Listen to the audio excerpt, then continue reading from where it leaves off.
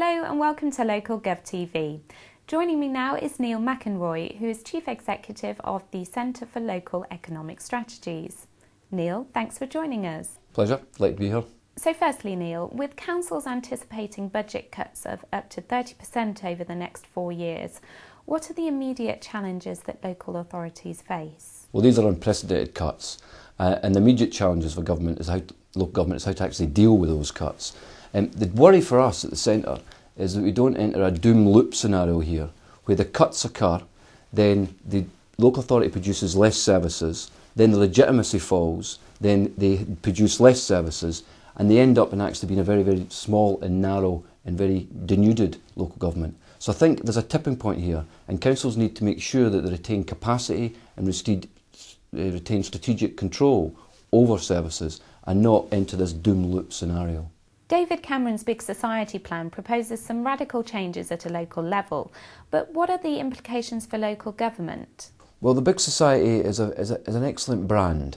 If you compare it, Big Society, you compare it to something like the welfare state, that was a great brand as well, but that also had substance. The Big Society at the moment, I think, is quite vacuous. What I think it's trying to do is to re-engineer the social contract between the individual, the community and the state. And it's actually trying to reformat the relationship between representative democracy and participative democracy. That's the community and voluntary sector and all that type of activity.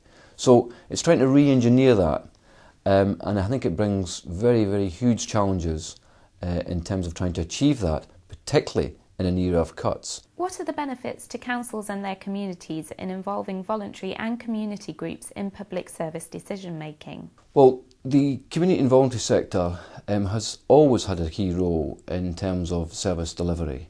I don't think it should be seen as any way a substitute for public sector cuts and a weakening of service delivery. But they do have an important ongoing role in terms of the innovation they bring to service delivery, spotting niche markets and niche needs.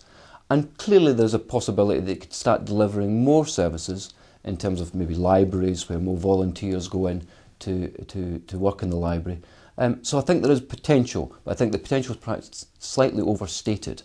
Are we going to see a dramatic rise in the number of private sector companies delivering public services as councils look for new ways to cut costs? I think we will see in the short term a rise of the number of outsourcing companies delivering public services.